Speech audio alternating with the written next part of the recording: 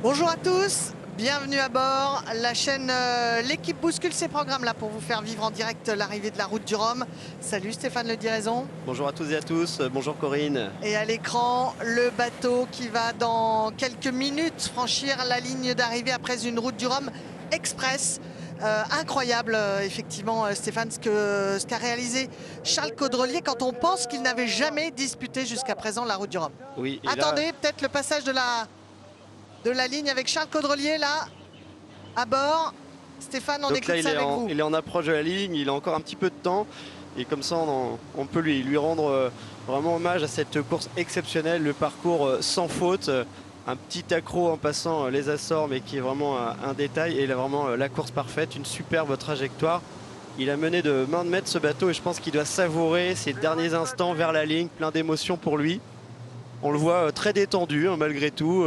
Il vérifie quand même jusqu'au dernier moment parce qu'évidemment en voile, il ne faut surtout pas qu'il arrive le moindre pépin technique évidemment avant de franchir la ligne d'arrivée, mais il a fait quand même une route du Rhum Express et même un tour de Guadeloupe Express. Il est arrivé au nord de la Guadeloupe à tête à l'anglais, hein, comme on l'appelle ce rocher, vers 23h33 local là-bas en Guadeloupe, et il était 4h33 ici. Et on va vous montrer d'ailleurs les images dans quelques instants de ce passage de Charles à la tête à l'anglais. Et voilà, vous le voyez, c'était donc en pleine nuit et il avançait déjà assez vite, hein, alors que d'autres, les années précédentes, étaient ralentis. Et là, il avançait assez vite jusqu'à d'ailleurs la bouée de Basse-Terre, sous la côte au vent. Il est allé assez rapidement. Alors, oui, c'est vrai que Gitana là, qui explose hein, tous les compteurs sur cette course, qui va battre le record de Francis Joyon de presque 24 heures, un petit peu moins. Et un tour de la Guadeloupe Express, hein, comme vous le disiez Corinne, il a ralenti uniquement passage de Basse-Terre, c'est-à-dire le sud-ouest de la Guadeloupe, sinon il gardait une vitesse de 30 nœuds sur tout le passage ouest. Donc vraiment, je pense qu'il pourrait aussi battre le record du Tour de l'île. Donc c'est le carton plein pour Charles Caudrelier, une magnifique édition pour lui sur cette route du Rhum 2022. Et alors, on parlait de ce mano à mano aussi qui a été mené tambour battant pour traverser l'Atlantique avec François Gabard, son poursuivant, et Thomas Coville. Et bien, c'est vrai qu'il a réussi à maintenir à distance François Gabard qui menaçait hein, évidemment Charles Caudrelier. On n'aura pas l'arrivée épique de Francis Joyon et François Gabard à 7 minutes d'écart, mais il n'est pas loin. Il est en train d'effectuer le tour de la Guadeloupe, François Gabard, derrière Charles Caudrelier. Oui, alors effectivement, François Gabard, il a un petit 30 000 de retard, ce qui n'est pas beaucoup à l'échelle de vitesse de ces bateaux.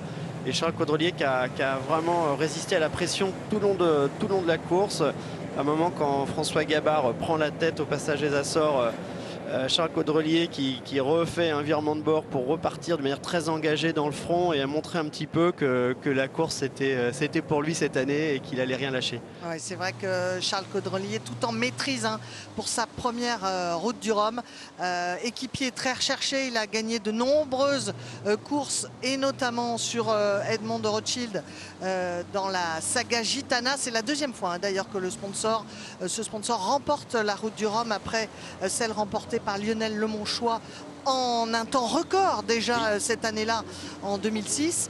Et bien là c'est Charles Caudrelier qui va voir eh bien, tout son talent récompensé parce que il a été longtemps dans l'ombre de grandes équipes, de grands marins comme Franck Camas hein, jusqu'à il y a quelques mois. Franck Camas qui faisait partie de là encore de son équipe et qui le routait. Notamment il était l'un de ceux qui à terre donnaient des éléments extrêmement importants météo pour justement réaliser cet exploit. Et bien c'est vraiment une consécration là, Charles Caudrelier que vous voyez avec sa flashlight qui est sa lampe frontale qui est là sur son bateau et qui attend effectivement de franchir la ligne d'arrivée. Oui, alors ça, je pense que c'est des moments savoureux hein, pour un skipper parce que là il sait évidemment qu'il a la course gagnée sauf accident exceptionnel sur ces derniers mètres presque du parcours.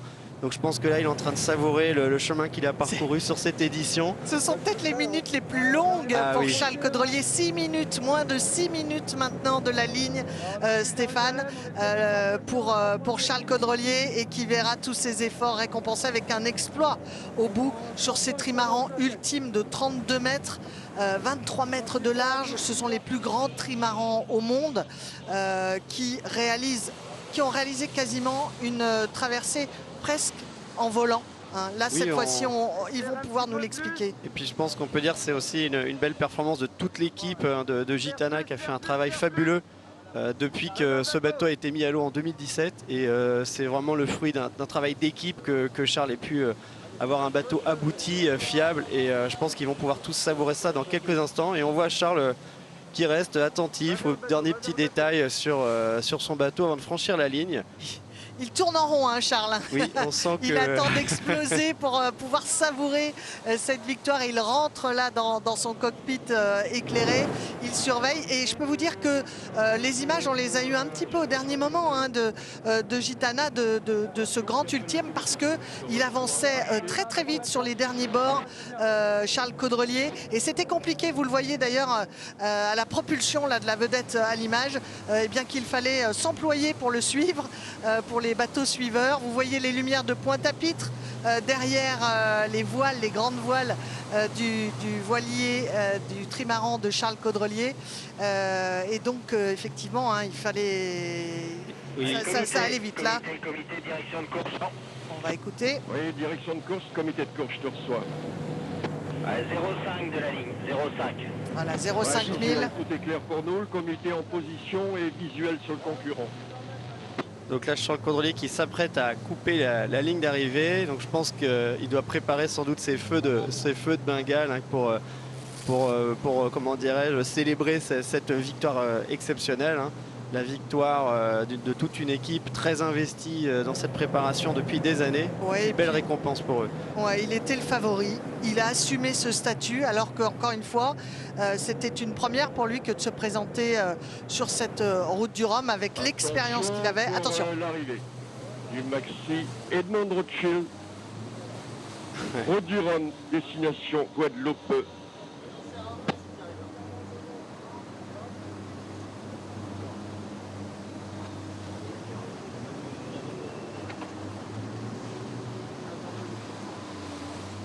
Comité de Gitana, tu me confirmes là, je suis au Bias.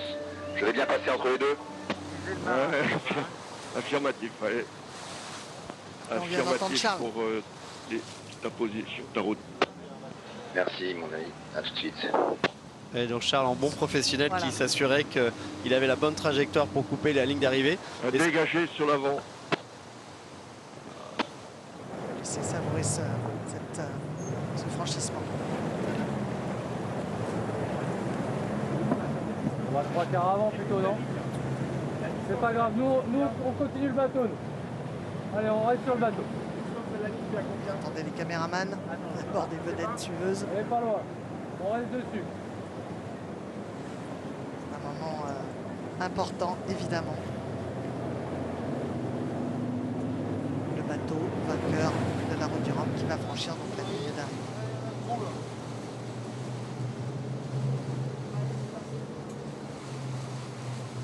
Charles qui vérifie, hein, Stéphane.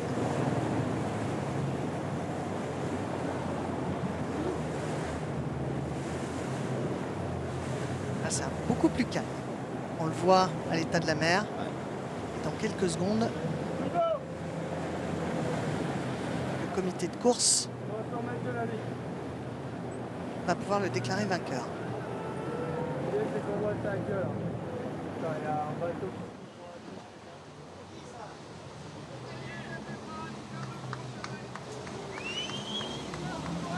Et là, c'est imminent.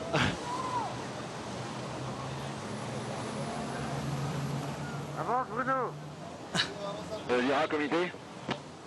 Le comité, j'écoute. Ah, quand je passe. Je donnerai le top, mais je donnerai le top quand tu passeras. C'est pas passé encore. Ah, t'es dur avec moi. Oui, c'est pas passé, mais ça va pas tarder. Attention pour l'arrivée. Maxi Edmond Rothschild. Attention.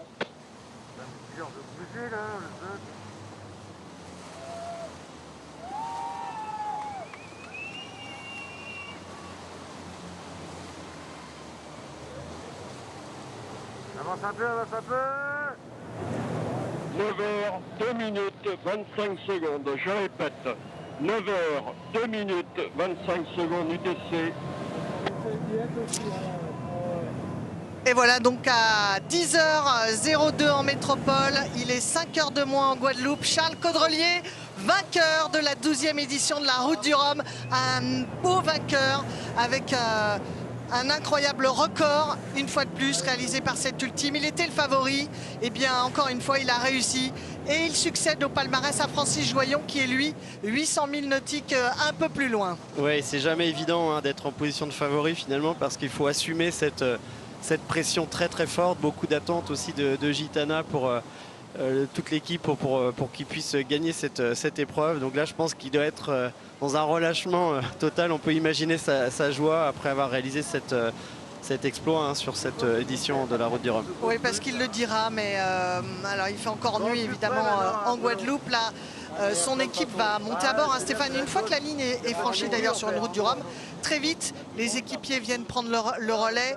Le marin va pouvoir eh bien, savourer ces instants avec cette équipe qui l'a aidé à préparer. Et puis ensuite, ils vont aller vers Pointe-à-Pitre pour s'amarrer au Memorial Act, où il y aura beaucoup de monde pour l'attendre, parce que je peux vous dire qu'en Guadeloupe, il y a toujours un accueil exceptionnel qui est réservé aux concurrents. Alors oui, il faut dire qu'évidemment, son équipe technique hein, qui va embarquer à bord du bateau et pouvoir décharger Charles de la gestion du bateau. Mais il faut aussi préciser qu'il y a le comité de course qui va monter à bord. Ouais, je ne sais pas s'il est en train de parler avec le comité de course ou pas, mais oui. Et donc, en fait, le comité qui va s'assurer que les plombages de certains éléments du bateau sont bien en place. En cas contraire, évidemment, il pourrait y avoir des pénalités. Ça arrive hein, régulièrement dans des courses, qu'il y ait des plombages d'un radeau de survie, d'un élément qui ait pu être brisé. Ça me fait penser, Stéphane, que justement, au départ, Charles Caudrelier était sous la menace d'une pénalité de 4 heures pour avoir franchi en avance la ligne. Et finalement, il a réussi à démontrer, grâce au capteur, au tracker à bord, qu'il était tout à fait du bon côté de la ligne. Voilà, oui. du bon côté de la ligne. Et ça a joué forcément sur l'arrivée de cette course, parce que François Gabard arrivera sans doute avec moins de 4 heures derrière Charles. Hein. C'est tout à fait vrai, parce que François Gabard, là, qui est à 30 000, ça va lui prendre peut-être 2 heures. Donc 4 heures, ça changeait beaucoup de choses. Et cette pénalité, il aurait dû l'effectuer avant le passage des Açores, donc avec un positionnement dans le système qui aurait été différent. Donc ça aurait sans doute bouleversé la course. Et effectivement, maintenant avec ces enregistreurs qu'on a à bord des bateaux, l'équipe Gitana a pu montrer et démontrer qu'il n'avait pas coupé la ligne de manière anticipée. Il faut dire que cette ligne d'arrivée était extrêmement longue. Hein. On va rappeler qu'il y avait 138 concurrents. Il y a eu pas mal d'abandons, pas dans la classe ultime, même si il y a eu une grave avarie pour Armel Lecléache, l'un des favoris, qui a dû retourner réparer à Lorient, et pour ensuite pouvoir repartir. Il est d'ailleurs en mer, hein, Armel. Il est reparti samedi. Le départ, on va le rappeler, avait été donné mercredi dernier avec un peu de retard, parce qu'il y avait une grosse météo, un gros temps qui s'annonçait sur le dimanche 6 novembre. Et effectivement, avec ce report... C'est Charles qui est en train de donner des indications aux équipiers, visiblement. Et c'est vrai que le report qui a permis d'avoir des conditions météo intéressantes, assez variées, avec 2 passages de front, c'est-à-dire des zones de vent assez forts, et puis une transition au niveau des Açores, donc en fait une édition dans la tradition, si j'ose dire, des conditions météo moyennes sur ce parcours. Charles à l'avant de ce trimaran qui l'a mené vers la victoire. Ici, ça y est, en Guadeloupe, il a franchi la ligne, il était 10h02 ici en métropole, 5 heures de moins en Guadeloupe. C'est pour ça qu'il fait nuit, la nuit tropicale, avec, bien voilà, il est applaudi par ceux qui ont pu l'accompagner en mer. Évidemment, là, la petite voile d'avant a été rentrée. Alors voilà, la petite voile d'avant, tout est relatif évidemment, Cory, sur ces bateaux. On se rend bien compte de l'échelle avec Charles qui se déplace sur les trampolines, et on voit vraiment que la taille considérable du bateau, des voiles, et on se rend compte à quel point ça doit être complexe et physique de mener un tel bateau en solitaire. D'ailleurs, il l'a dit hein, pendant la traversée, il a expliqué qu'il était vraiment allé au bout de lui-même. Il a très peu dormi dans certaines séquences de cette traversée express. Il était épuisé même, pour le connaître un peu à l'image. On voyait dans les vidéos qu'il envoyait qu'à son regard, on voyait qu'il était fatigué, hein, qu'il était allé au bout de lui-même parce que derrière, eh bien, on le poussait. Oui. Ils se poussaient les uns les autres. Écoutez justement l'acclamation réservée aux vainqueurs de cette 12e édition de la Route du Rhum. Et c'est vrai, Charles qui est allé au bout de lui-même avec aussi un petit virus, je crois, Oui, qui lui a donné beaucoup de départ. fièvre dans les premières 24 heures. Et si on regarde sa trajectoire, sa trace, comme on dit, on voit qu'il y a beaucoup de manœuvres. Et quand on sait à quel point chaque manœuvre est exigeante sur ce type de bateau, on peut mesurer l'engagement physique qu'il y a eu. Donc il y avait vraiment tout le cocktail pour être sous pression, les concurrents avec un niveau comme celui de François Gabard qui était derrière, qui lui mettait beaucoup de pression, Thomas Coville bien sûr. Et puis ces conditions météo assez engagées sur le début de course. Il faut avoir aussi en tête que quand ces bateaux évoluent à plus de 30 nœuds sur l'eau, comme c'était le cas dans l'Alizé, vraiment il n'y a pas beaucoup de droit à l'erreur en cas de choc, même avec quelque chose qui traînerait à la surface de la mer. Donc c'est vraiment, je pense, une pression de tous les instants sur le skipper pendant toute la durée de la course. Et même si ces bateaux, comme le disent les skippers, sont désormais un petit peu plus stables que les trimarans Orma d'il y a une quinzaine d'années, qui étaient très volages et qui pouvaient s'envoler. On l'avait vu avec Steve Ravussin qui avait en 2002 peut-être course gagnée et qui dans l'Alizé s'était retourné, avait chaviré. Hein. Oui. Et donc effectivement, il faut faire toujours très attention sur ces grands bateaux, ces grands trimarans, quand on voit les vitesses. Là, vous voyez le Memorial Act et le ponton d'honneur qui va accueillir dans quelques instants. Ça prend un petit peu de temps hein, pour rentrer dans la baie de Pointe-à-Pitre. On passe la marina qu'on laisse à tribord à droite et ensuite on se dirige vers le cœur de Pointe-à-Pitre, vers ce fabuleux musée hein, d'ailleurs, le Memorial Act, et qui va accueillir donc le vainqueur, le bateau vainqueur, Gitana 17. Gitana 17 parce que ça fait très longtemps que la famille Rothschild sponsorise et partenaire de ces bateaux. Je vous le rappelais, hein, déjà un vainqueur en 2006. Et puis je pense que c'est aussi forcément une victoire qui sera dédiée à celui qui a cru dans ces bateaux-là, Benjamin de Rothschild, décédé l'an passé. C'est sa femme, Ariane, qui a repris les rênes. Voilà, Charles qui remercie les personnes qui sont montées à bord, donc le comité de course. Hein. Et puis voilà, je pense qu'il a son équipe technique aussi qui est montée à bord. Et de toute façon, évidemment, pour faire la manœuvre de port, ce ne serait pas trop faisable tout seul. Donc ils vont l'aider à ranger les voiles. Et puis Charles, comme ça, il va pouvoir se concentrer aussi sur peut-être des interviews, des réactions quand on va lui tendre les micros. Voilà, on va attendre les premiers mots, effectivement, de Charles Caudrelier, vainqueur donc de cette route du Rhum en un temps express. Hein.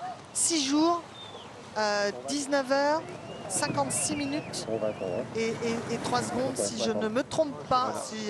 Tandis que Francis Joyon avait parcouru l'édition 2018 en 7 jours et 14 heures. Non, pardon, 6 jours, 9 heures. Non, là, c'était le temps de course encore qui continue.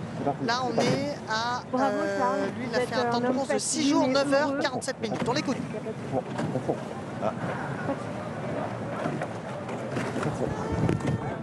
De micro, il va falloir régler, et de caméra.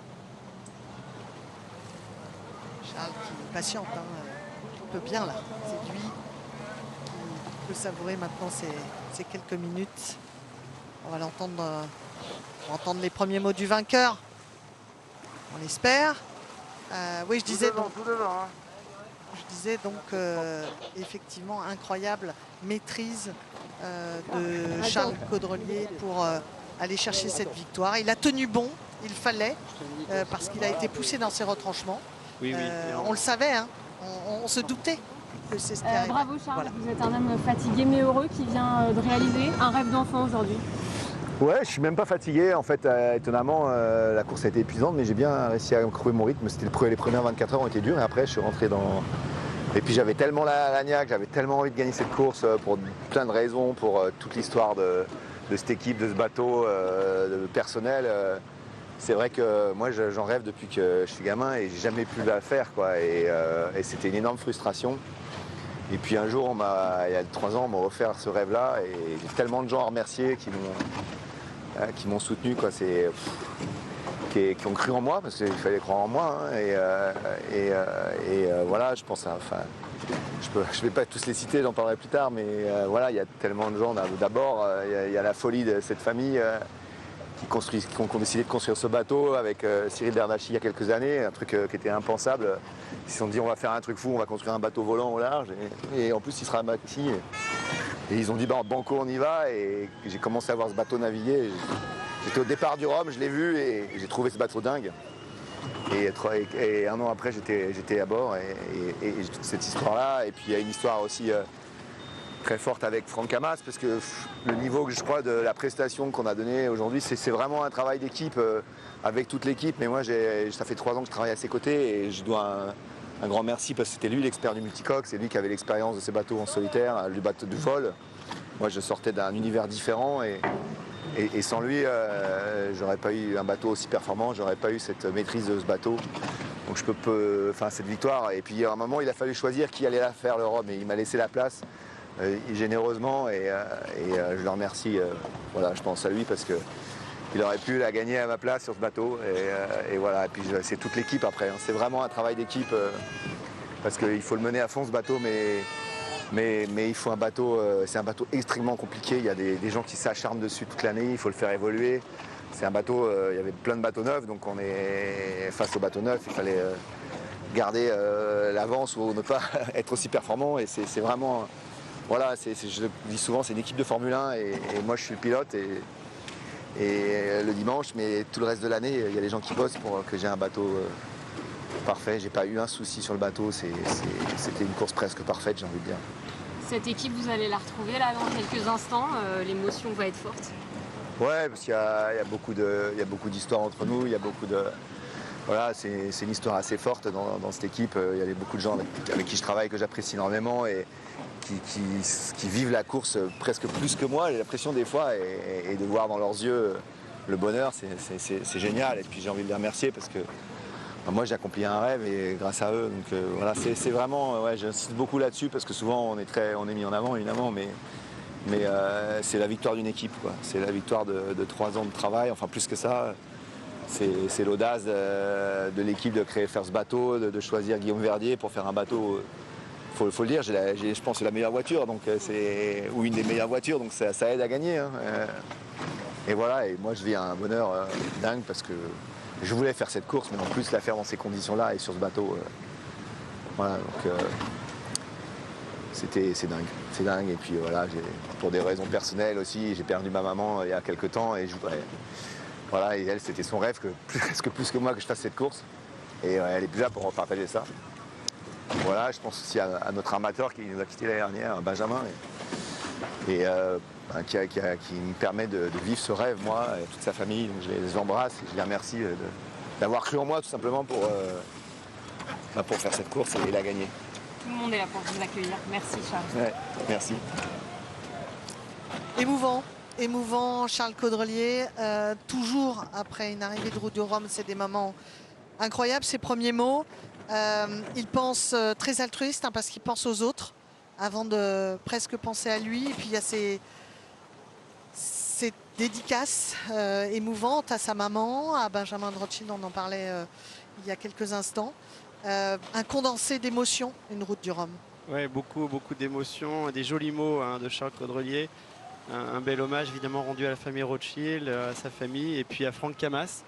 Et je pense que c'était voilà, quelqu'un qui a été évidemment, Franck Camas, très important aussi dans ce projet et c'était une belle histoire qu'ils ont écrite ensemble. Ouais, Franck Camas, un perfectionniste Ils ont gagné ensemble d'ailleurs une Volvo Ocean Rush. Ils ont gagné des transats en double ensemble. Ils en ont fait du chemin ensemble. Et effectivement, Charles considère Franck comme son mentor. C'est lui qui l'a aussi fait grandir, même si Charles était à l'époque un équipier très recherché, très réputé. Et regardez ces images aussi quand on retrouve sa famille. Et voilà. Des super images. Et là, ça fait plaisir pour Charles parce que je pense qu'il a bien mérité. Il a beaucoup travaillé pour être là. Ouais. Et c'est vrai que... Alors, c'est pas un Vendée Globe parce qu'on part pas longtemps. Hein, c'est un sprint, on va dire. Là, ils ont sprinté hein, parce que Charles Caudrelier, on va le rappeler, Stéphane le dit raison, est le premier à passer sous la barre des 7 jours. Déjà, Francis Joyon avait amélioré de quelques heures le record précédent de Loïc Perron, de Franck Camas, je crois, d'ailleurs, avant. Et finalement...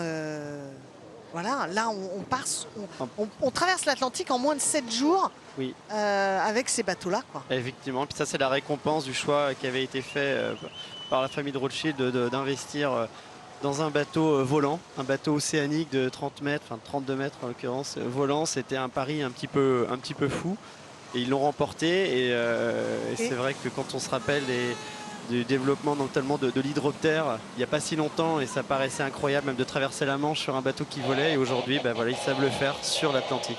Ouais, et quand on parlait de Franck Camas, voilà, Franck qui est un ingénieur hors pair, enfin quelqu'un qui a une vista, qui avait été l'un des premiers à se lancer en solo sur un immense trimaran, hein, qui a d'ailleurs gagné 3 fois la route du Rhum jusqu'à ce que Charles Caudrelier casse cette série. Mais c'est vrai qu'il a donné une impulsion différente. On va rappeler d'ailleurs que ce bateau-là était sorti de chantier en 2017 et qu'un an après, il se présentait justement au départ de la route du Rhum. C'était avec Sébastien Josse. Il était en tête, mais 24 heures après le départ, grave avarie. Un des flotteurs est endommagé et il doit abandonner. Et 4 ans plus tard, eh bien, avec ce même bateau qui a été revu et corrigé, amélioré, et notamment aussi, vous le rappeliez lors du départ avec sur les flotteurs, hein, ils ont fait presque des ailes d'avion. L'aérodynamisme a été extrêmement travaillé. Et bien voilà, le bateau vainqueur. Et oui, je pense que leur stratégie aussi, faut la saluer parce qu'ils n'ont pas cédé aux sirènes de la fabrication d'un nouveau bateau parce que derrière, ça poussait fort dans la concurrence avec Banque Populaire, Sodebo et puis François Gabard qui sortaient des bateaux qui sur le papier étaient encore des évolutions et eux ils ont privilégié l'aboutissement, la fiabilisation d'un bateau qui était un peu plus ancien entre guillemets et on voit qu'aujourd'hui c'était le bon choix puisque Charles le disait dans l'interview tout à l'heure qu'il a eu aucun problème. Donc ça c'est suffisamment incroyable pour être souligné. J'ai peine à le croire moi parce que souvent ils nous cachent beaucoup de choses. Vous nous cachez beaucoup de choses les marins que vous êtes. Regardez ce palmarès. Donc première participation, vainqueur de la route du Rhum, 3 fois vainqueur de la Transat Jacques Vabre, donc en double.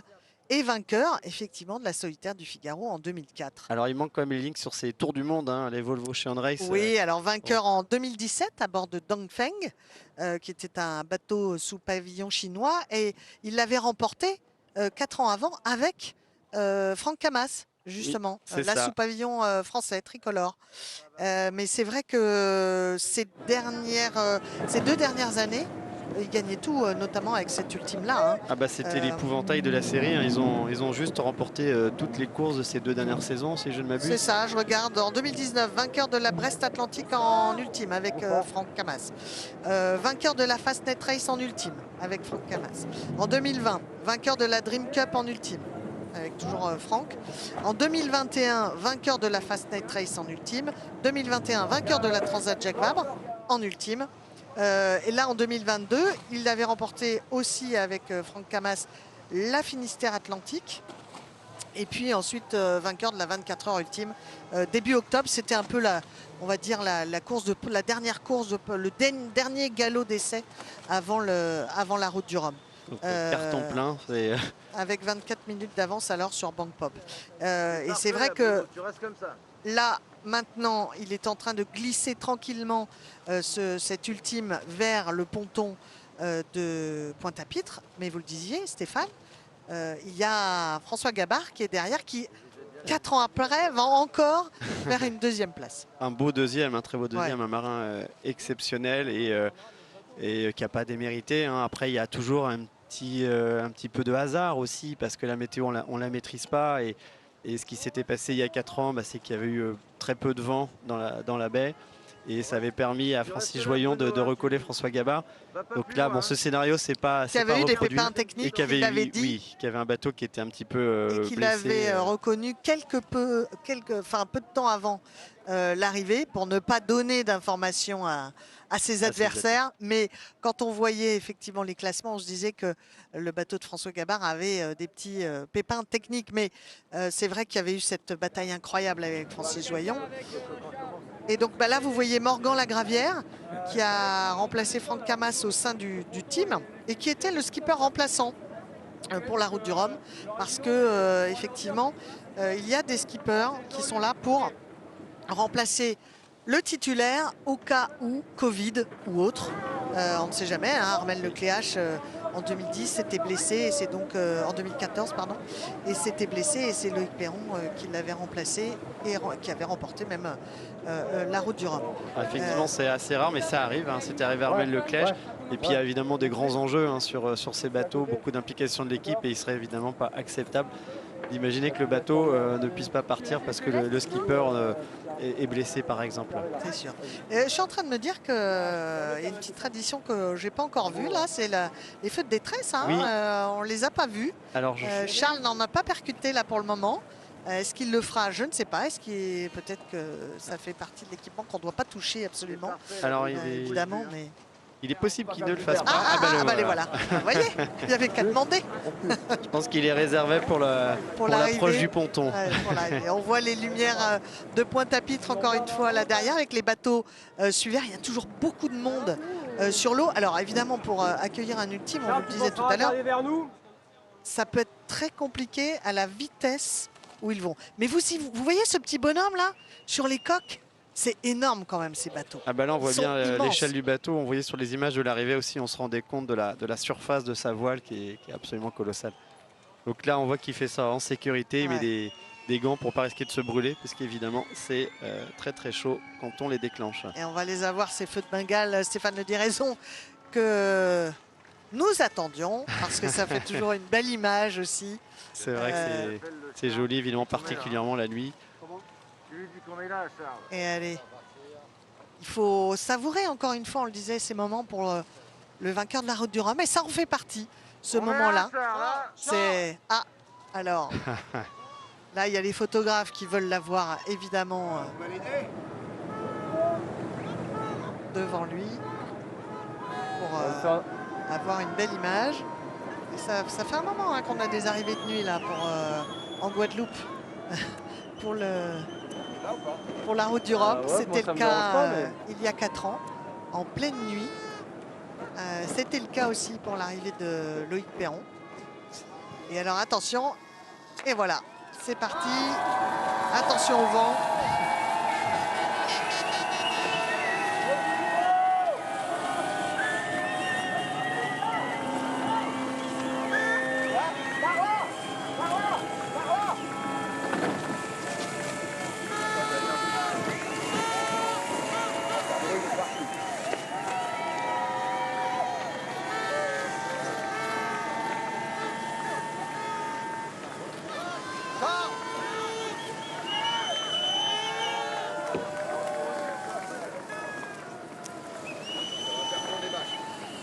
Mais oui, Charles Caudrelier, savourez bien ce moment-là, parce que vous le méritez, vainqueur de la 12e édition de la Route du Rhum, après une transat express en solo. Incroyable ce qu'ils ont réussi à faire. Vraiment, c'est toujours un moment émouvant, hein. On l'entend, cette ambiance-là, cette arrivée. Les arrivées de course ont quelque chose de magique, Oui, de d'émouvant. Il y a beaucoup de choses qui se traduisent à ce moment-là.